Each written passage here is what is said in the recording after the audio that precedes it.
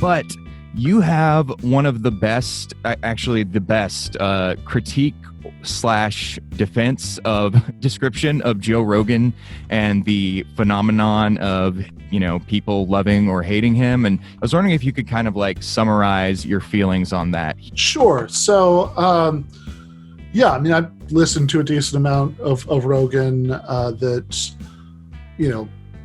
partially just, same reason that lots of people do, is he's like a very,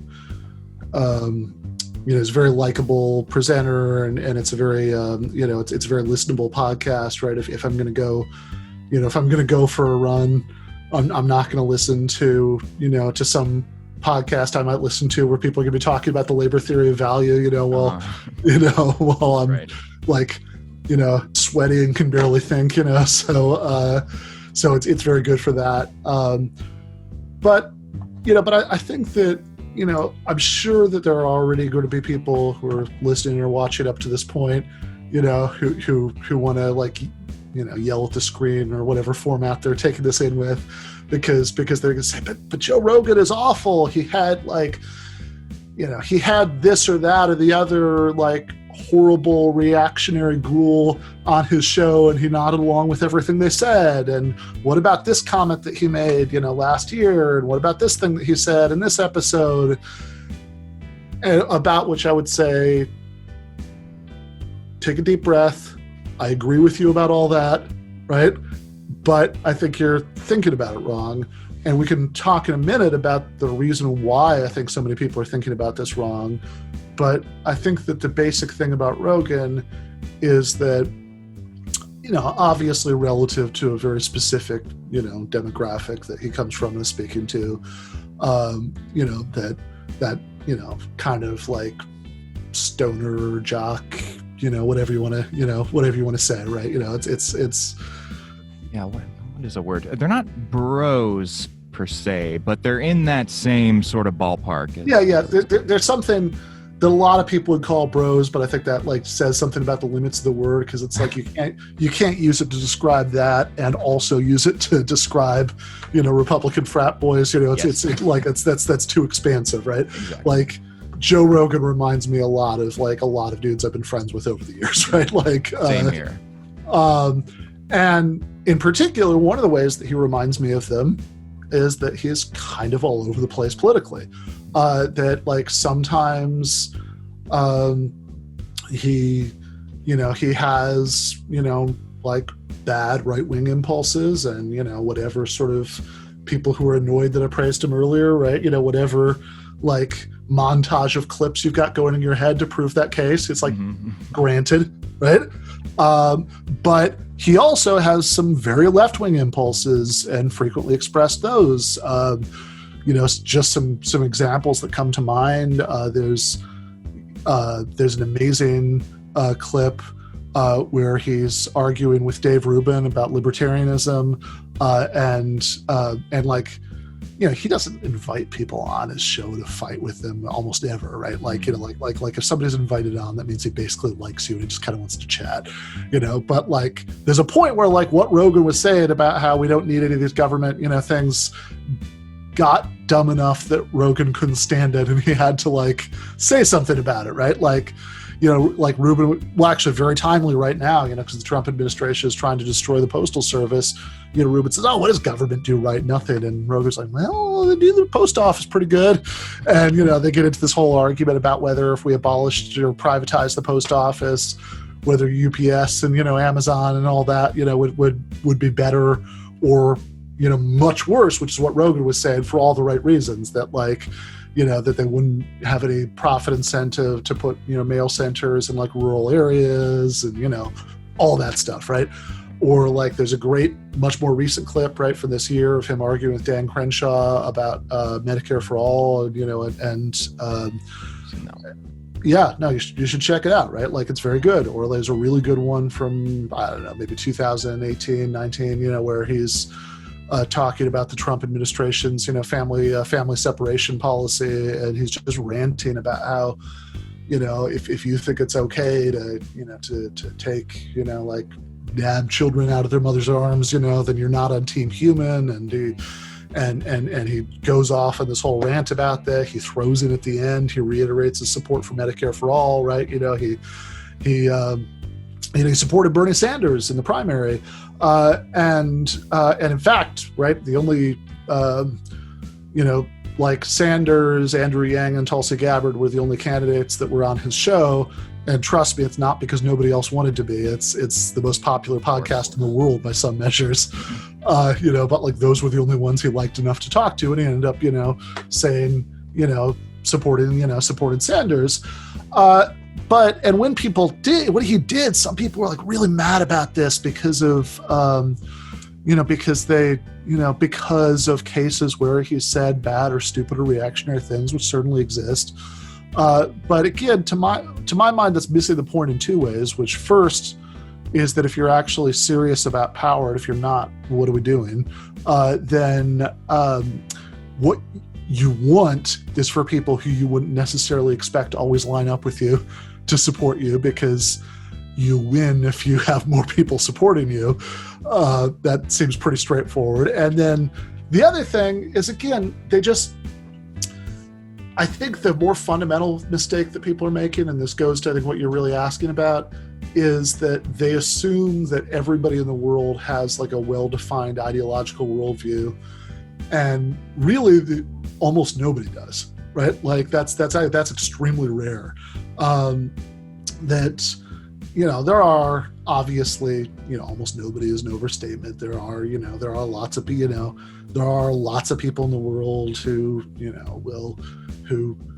are extremely loyal viewers of Sean Hannity / Rachel Maddow, who have imbibed everything that Sean / Rachel has to say and can, Right. can repeat it all on command and, whatever. That certainly exists. But I think that, and that's a decent chunk of the population, but it's not the majority, right? Most people don't think about politics all the time, right? Like that's probably the most everyman thing about Joe Rogan, that like he doesn't, he's interested in politics. I'll have people on to talk about politics with him, but he's at least as interested in mixed martial arts and psychedelics and half a dozen other subjects, right, as he is in politics.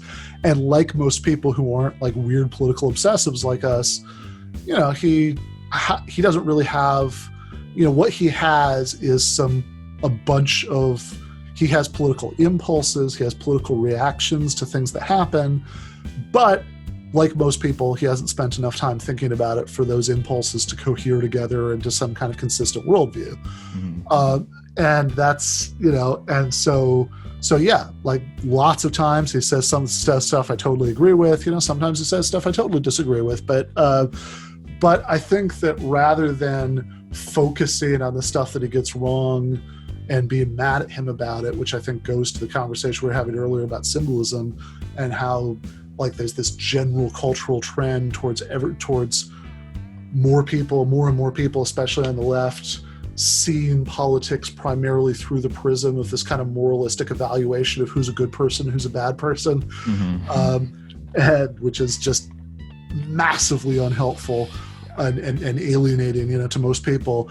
But so they're obsessed with this question of like, is Joe Rogan going to heaven or not?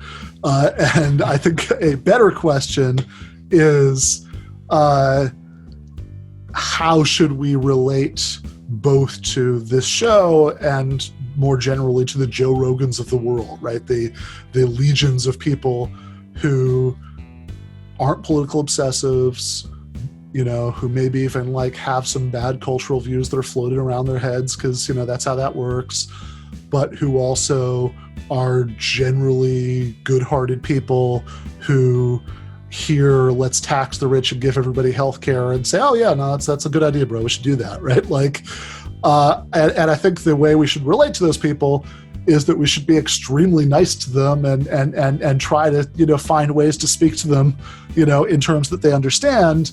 And on the subjects on which he's good, which are actually a lot of subjects, yeah, right? Like on many, many, many subjects where he actually has like really good, solid, progressive, social democratic kinds of views.